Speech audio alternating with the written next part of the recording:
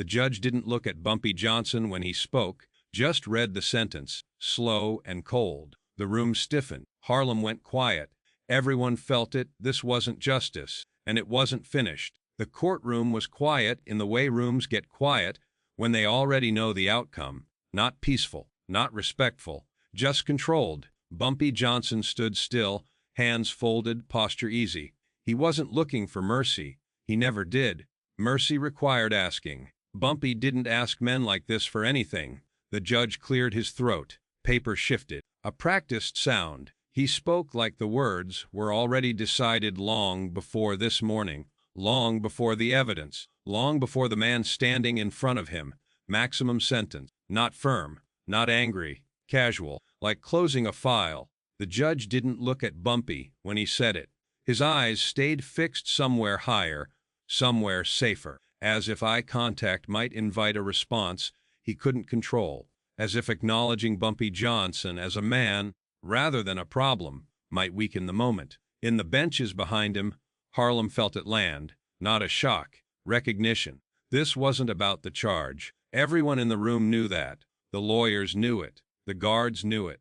Even the stenographer paused, fingers hovering, sensing the weight of what was being written down. This sentence wasn't punishment. It was a message. You don't belong here. You don't get to stand this tall in my courtroom. You don't get to leave unchanged. Bumpy listened without blinking. He didn't shift his weight, didn't tighten his jaw, didn't offer the judge the satisfaction of reaction. His face stayed calm, almost distant, like he was already somewhere else.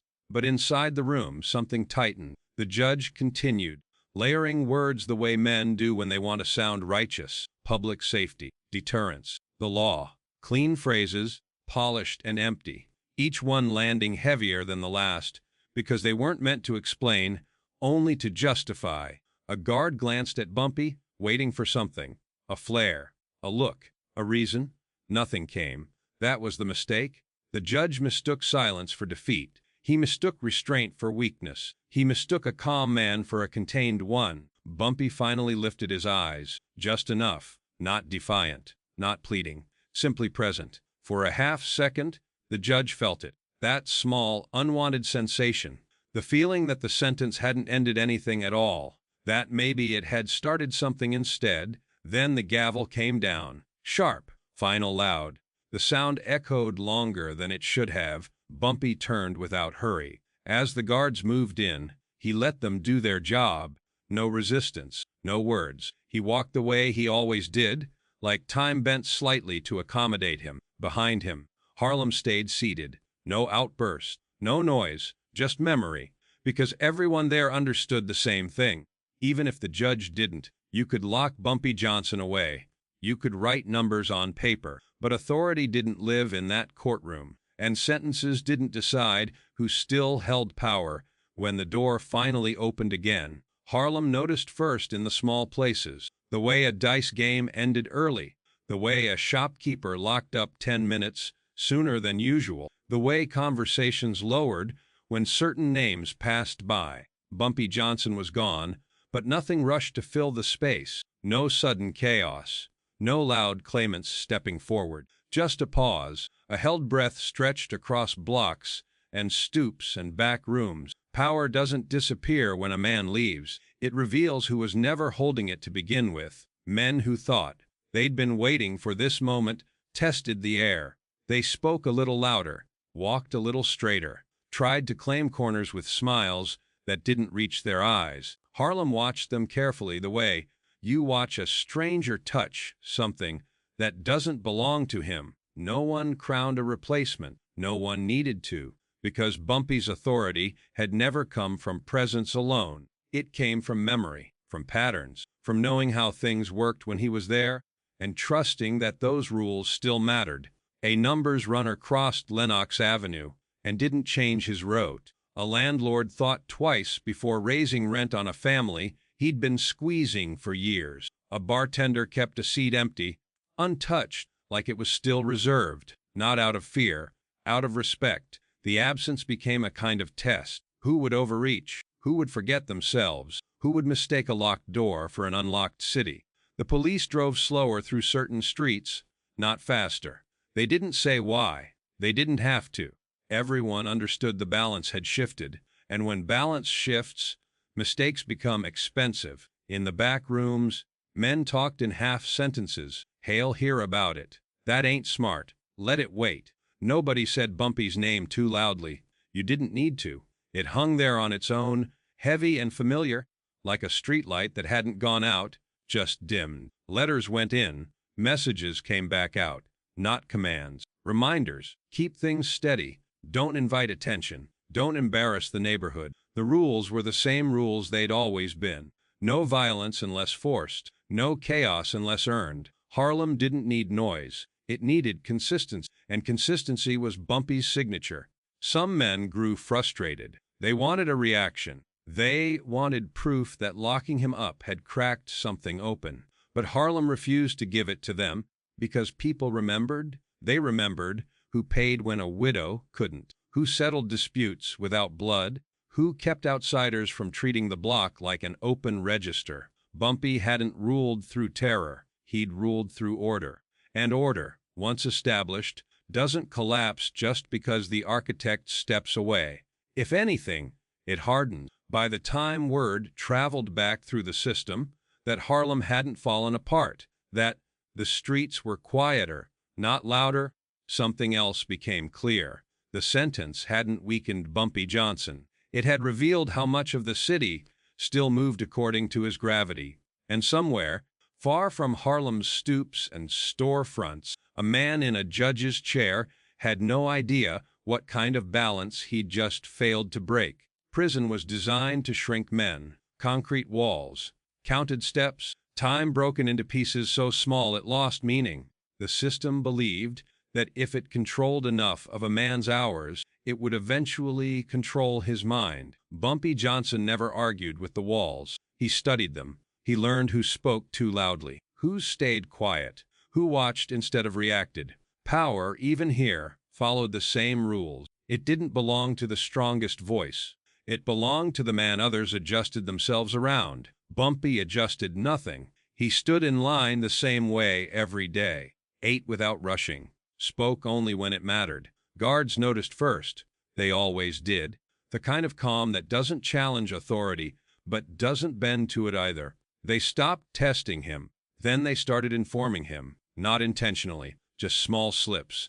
A comment about a transfer, a delay in paperwork, a name mentioned twice. Information drifts toward men who don't waste it. Outside, the system congratulated itself. Files marked complete, a dangerous man neutralized, a career fortified by firmness. The judge slept well, believing the story ended where the bars began. But power doesn't respect walls. It respects continuity. Letters moved. Not many, not dramatic. Short sentence, familiar handwriting. Instructions that sounded like advice and functioned like law. Keep it clean. Keep it quiet. Let the noise burn itself out. People listened, because Bumpy had never promised protection through force. He'd promised stability, and stability had outlasted his physical presence. Other inmates noticed too. Arguments near him softened. Disputes found quieter resolutions. Men chose different tables, not because Bumpy demanded it, but because no one wanted to be the one who disrupted the calm around him. That kind of influence can't be sentenced away. The judge had believed authority came from position, from the bench, from the ability to say maximum and make it stick. He didn't understand that authority without consent is temporary. It relies on fear, and fear burns fast. Bumpy's authority relied on something slower: trust, memory, predictability. The system expected defiance. It expected anger.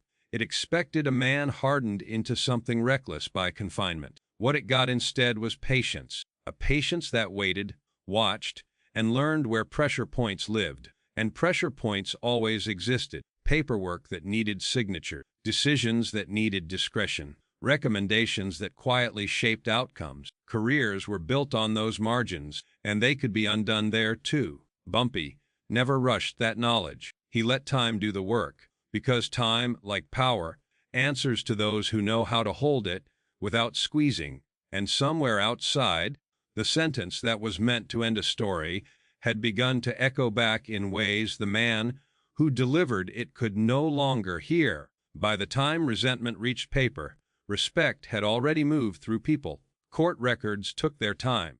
Files crawled through offices. Words sat stamped and signed, heavy with intention. But respect didn't need ink. It moved mouth to mouth, store to store, block to block, quiet and fast. Harlem remembered who Bumpy Johnson was without needing to say it out loud. When a man from downtown tried to muscle into a numbers route, nobody challenged him directly. They just stopped playing. The street went dry under his feet. He left confused, blaming luck, never understanding the refusal was coordinated. When a landlord leaned too hard on a family, a cousin showed up with a reminder. Polite, calm, no threats, just history. The rent stayed the same. This was Bumpy's kind of order. Invisible, cooperative, relentless. Outside the neighborhood, people misunderstood it. They thought loyalty came from fear, from enforcement, from men standing on corners with hard eyes. But Harlem knew better. Loyalty came from being seen, from having disputes settled without blood, from knowing someone powerful preferred restraint over spectacle. Bumpy had taught them that. So when his name came up in conversations beyond Harlem, it carried weight without noise. Not praise, not complaint, just acknowledgement. The kind that made men listen before they spoke. The judge's sentence had traveled, too. Newspapers had done their part. Headlines stiff with righteousness, a firm hand, a decisive stand. The kind of story careers are built on, but those stories don't age well when they aren't true. People began to notice the disconnect. The streets hadn't erupted. Harlem hadn't collapsed. If anything, it seemed steadier, quieter, less desperate. The absence that was supposed to invite chaos had invited discipline instead. Questions formed where certainty once lived. Why hadn't anyone stepped into Bumpy's place? Why did problems still get solved without police calls? Why did men still defer, still wait, still behave like he was only temporarily gone? Respect answers questions before they're asked. Inside the system, whispers started. Nothing official, nothing you could point to. Just a tone shift, a pause before names were mentioned, a subtle awareness that this case wasn't settling the way it was supposed to. Hate is loud, respect is patient, and patience was starting to outpace the narrative written in that courtroom, because the truth, uncomfortable and slow, was making itself known. Bumpy Johnson had never needed to be present to be powerful. He had only needed people to remember who he was when he was. And memory, once rooted in principle instead of fear, doesn't disappear when a door closes. It waits. Confidence is loud when it first arrives. Then it gets careless. The judge carried himself like a man who believed the system would protect him. His sentence had been firm, unquestionable, applauded in the right circle, the kind of decision that gets mentioned in corridors and remembered by people who measure success in promotions. But authority, when it's built on contempt, starts cracking in places no one thinks to look. It began with small resistance, a recommendation that didn't move as smoothly as it should have, a review that took longer than expected, colleagues who listened without agreeing, faces that stayed neutral instead of impressed. Nothing overt, nothing actionable, just distance. The judge noticed it, though. Men like him always do. They're sensitive to shifts in temperature. They depend on approval the way other men depend on loyalty. Outside his courtroom, the story was changing. Not in headlines, in conversations, in quiet assessments passed between people who understood power beyond procedure. The sentence was being re-examined. Not legally, morally, maximum, they said. For this? Firm, maybe. Necessary? That was less clear. The judge defended himself the only way men like him know how. He doubled down, spoke of precedent, of law and order, of duty. The words sounded thinner each time because they were no longer protecting him. They were exposing him because the truth was settling in. The sentence hadn't been about justice. It had been about control, and control, when exercised without respect, doesn't age quietly. Complaints surfaced, old ones, new ones. Patterns began to form where isolated incidents once stood alone. Bias isn't loud when it's practiced daily, it's routine, and routines leave tracks. The judge's name started arriving in rooms.